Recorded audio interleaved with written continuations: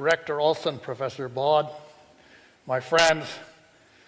It's truly a great pleasure to be here, to be asked to address this conference and to give a lecture in the name of Dudley Seers.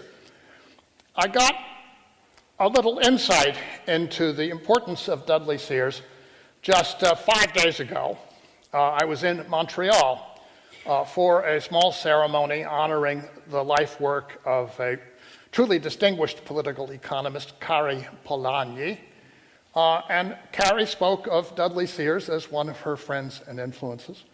So I asked her afterwards to give me some more of her perceptions.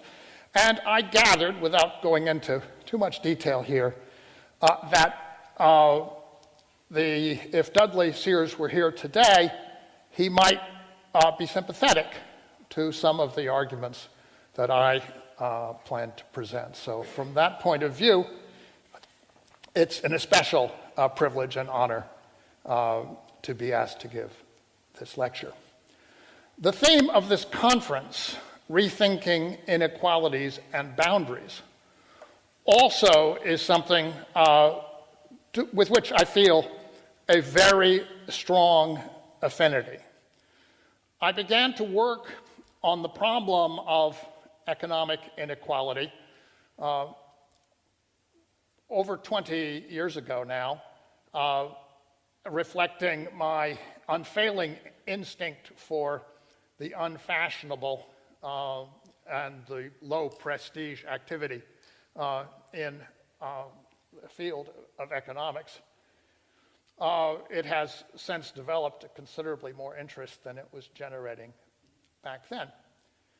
At that time, just as the perception that inequalities were rising in a dramatic and disturbing way, initially a perception I think was seen clearly in the United States by the middle 1980s, and elsewhere in the world was an obvious fact long before it was officially measured, was treated by the economics profession largely within a framework of fixed intellectual and geographic boundaries.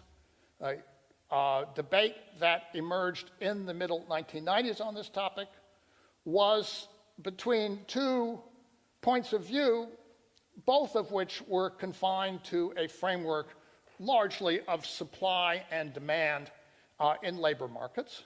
On one side, the proposition advanced by John Bound and George Johnson in the early 1990s, and taken up since by many mainstream economists, that rising inequality was a matter of the interaction of technology and skill, a race, as has later been said, between technology and education.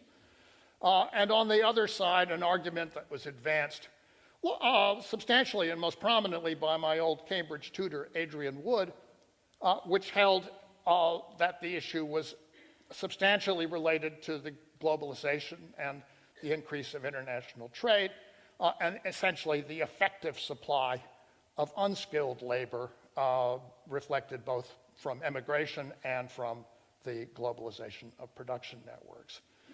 And in the middle 1990s, those two ideas were essentially, if you like, battling it out in the pages of the journals and books. I was asked to look into this debate, to write a monograph on it, and it became clear to me in the course of thinking about how to do that, that it was quite impossible to make a significant additional contribution without first expanding and improving and developing the underlying base of information. And from that insight and the presence, as fortuitously, of a new group of very talented PhD students, we formed what became the University of Texas Inequality Project, and devoted ourselves over now 2 decades to the exercise of attempting to develop a large-scale, consistent, dense, reasonably accurate, and therefore useful body of information on the movement of inequality in the world economy as a whole. I can therefore start by offering you a credo from the philosopher Charles Sanders Peirce, born and raised in Cambridge, Massachusetts, just a few blocks from where I was born and raised, who wrote in 1877 that Kepler undertook to draw a curve through the places of Mars, and his greatest service to science was in impressing on men's minds that this was the thing to be done if they wished to improve astronomy, that they were not to content themselves with inquiring whether one system of epicycles was better than another, but that they were to sit down to the figures and find out what the curve in truth was. In a sense, a very mundane and very modest aspiration, but one that I will argue has significant implications for how one should think and rethink the problem of inequalities and also the problem of boundaries. Because having restricted the focus of the theoretical effort to specific predefined and pre-categorized markets, labor markets in particular, the economics profession, as it approached this problem, put itself in the position of overlooking the significant possibility that they had got the frame of reference wrong, and that the frame of reference might be on either a larger or a smaller scale. And in particular, that there might be influences on forces at work here which transcend national boundaries, particular so-called labor markets, but that operate at the continental or even the global scale. In order to approach that question, we needed to have let me give you a sense first to take you back to that period in the 1990s of the kind of information that became available on the movement and levels of inequality in the world through the very diligent work of two staffers at the World Bank, Klaus Deininger and Lynn Squire, who produced a remarkable data set, their so-called high-quality data set, from which I've taken here a number of plots. And you can see at a glance, in a sense, the problem of finding either trends in the data or, in the case of even so well-organized a country as Denmark, figuring out which of the various Gini points one should use for even a given year for a given analytical or comparative purpose. And the other issue, obviously illustrated by Austria or Bolivia or other places, is that there were so many large gaps in the data that even if you had reasonably accurate observations, knowing what was going on in between the years when surveys had been taken was a deeply problematic question. And some other examples of the same information set just confirmed the impression that the data that one had to work with, and I don't fault it at all, I think in many cases this was very good data for what it was, certainly what is available, was not adequate to the task of providing a basis for a sustained and effective comparative analysis. So what could you do? The insight which has underpinned our work for the last several decades is that it is possible to develop instruments for economic inequality, measures, in fact, of economic inequality, from data sources which are, in fact, readily available for many, if not most, countries around the world, and which are even available for a broad swath of countries on a consistent basis as compiled by international organizations. The data, however, are categorical. They are data for such things as total payroll and employment by industry, or total income and population by geographic region. And so one has to be able to work with data that exist not at the individual level, that are not the product of surveys, but that are administrative data collected routinely for other purposes, but from which one can calculate a measure of the inequality across whatever group structure happens to have been created and recorded. And the way to do that is with the measure known as tiles, T-statistic, part of the family of generalized entropy measures of inequality, which has the lovely property that it can be arithmetically decomposed into a component within groups, where R is the ratio of the individual income to the average group income, and a component between groups, which is the based upon the population weight of a group and the group average income relative to the income of the whole population times the log of the same thing. That is a very, very simple statistic to compute. It can be taught to any graduate student in 10 or 15 minutes. I always used to say, except for a Russian, with a Russian it only takes 5 minutes. But it's based on personal experience. It's beyond simple. It just requires a spreadsheet and lots of coffee and the raw material of data tables, which can be collected from all kinds of sources. And on that basis, we've been working to build up information about the movement of inequality across regions and countries of the world for the last several decades. The data computed in this way has the nice virtue that it can be presented graphically in such a manner as to be decomposed by sector or by region. And here I've done something which is available only by this technique using the NUTS1 regional data available from Eurostat's Regio database, decomposed into 6 sectors to show the contribution of each sector to the overall level of inequality across the entire continent of Europe without distinction by country. The sectors that lie above the zero line are above average income, and all the others are below average. This one, which is blue, is the financial sector. And you can see the effect of the crisis in reducing the level of inequality in the European continent by reducing, for a short period of time anyway, the income of the financial sector relative to what it had been at the peak of the boom. It's a very clear and simple and straightforward way of illustrating the movements of relative income across this very gross sectoral classification and over time. It also gives you a sense right there from the beginning with respect to the European continent of the importance of finance, of financial sector incomes in the overall movement of measured inequality as measured across the total spectrum of European payrolls. The same thing can be done by regions. This is the same sort of chart, only done across 254 European regions. And once again, you can see that actually just 2 of them bear a significant part of the load in explaining the story of the evolution of inequality in Europe.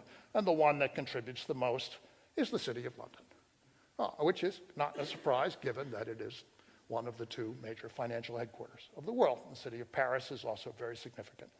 Much more important in terms of the overall influence on inequality in Europe than any of the other metropolitan areas or regions that are available in the data set. So it's something which, again, brings out in a graphically clear way what is happening as time passes over a specific region.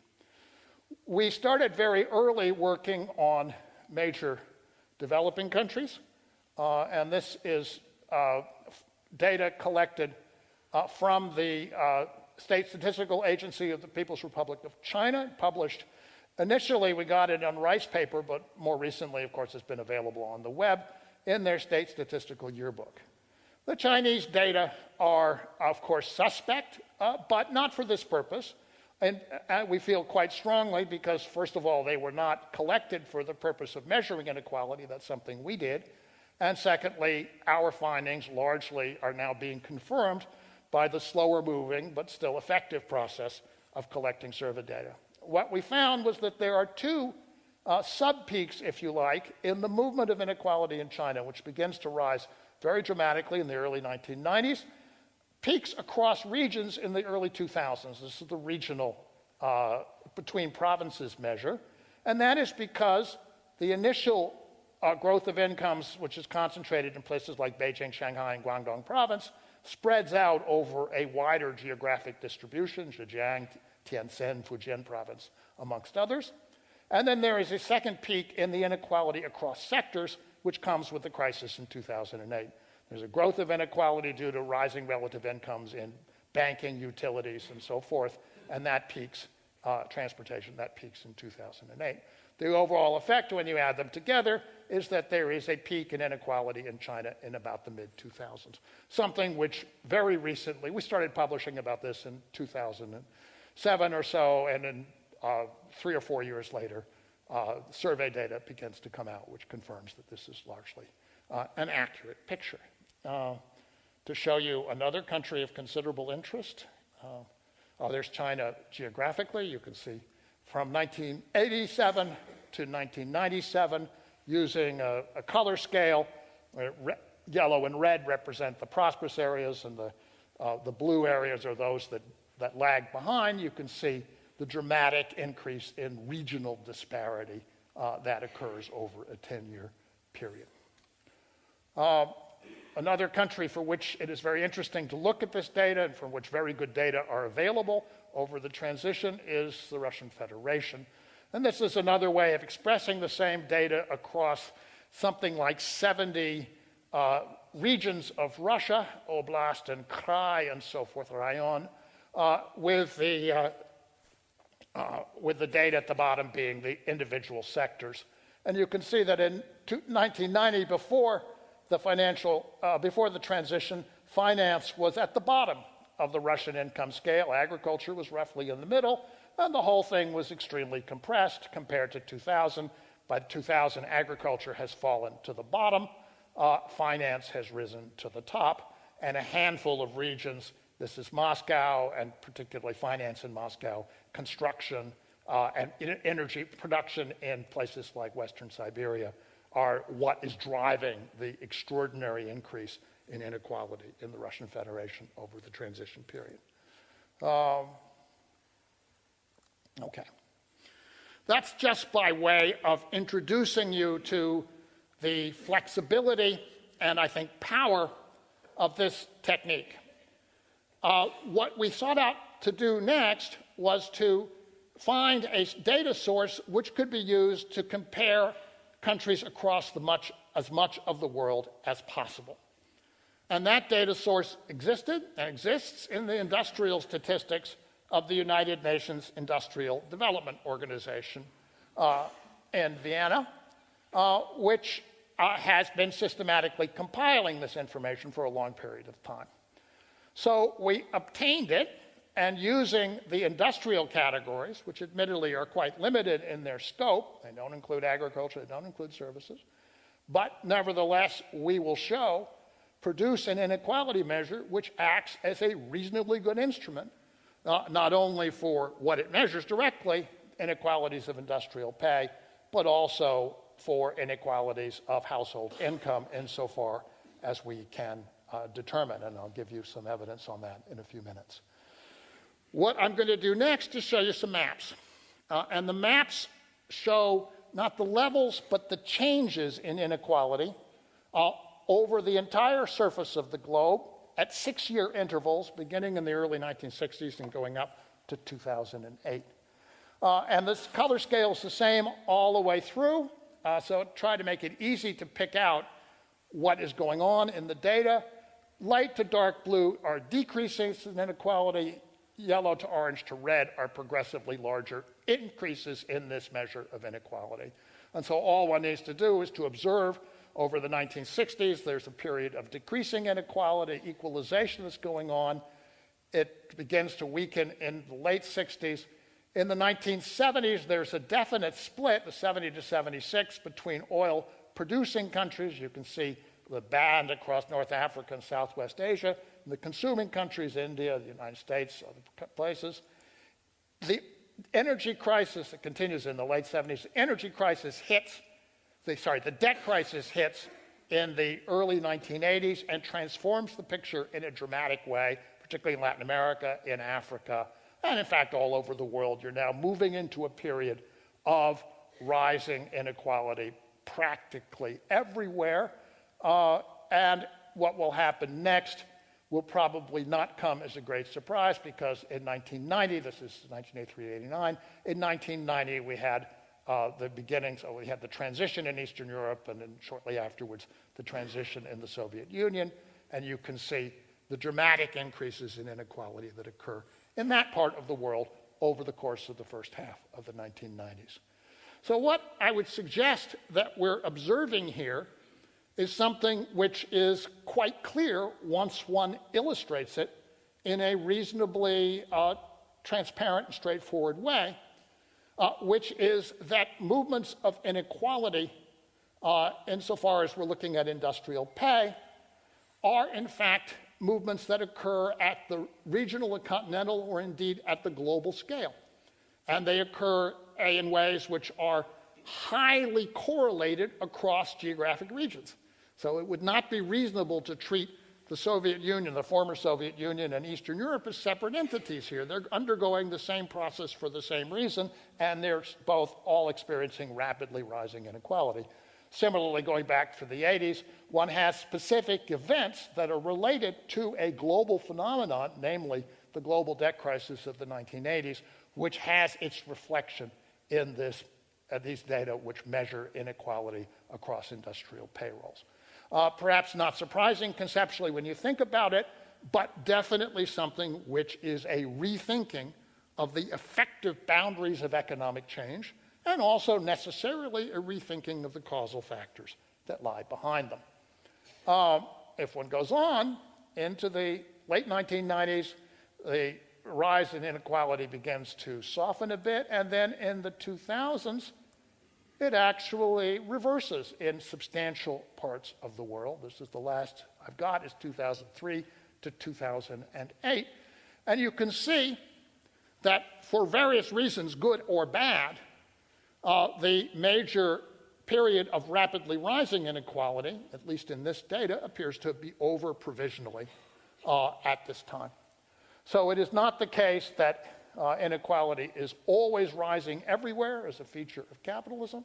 It may be the case that particular phases of policy and of transition have effects that other phases do not. It may specifically be the case that the period of enthusiasm for the Washington consensus, for the neoliberal policies, for privatization and deregulation as a response to crushing debt burdens, produced across the whole globe rapid rises in inequality, which were not reversed in full, but at least stalled and to some extent reversed by the period in the 2000s when large parts of the world, in Latin America, in Russia, and in China, which had never really adopted a neoliberal model, reversed course and moved away from that domain and direction of economic policy. So it may well be that what countries and regions and institutions do has an important effect, but also it may be that credit conditions changed around the world and commodity prices changed around the world. And so the conditions for improving inequality were much better in the period from 2000 to 2008 than they were in the 20 years before that. All right.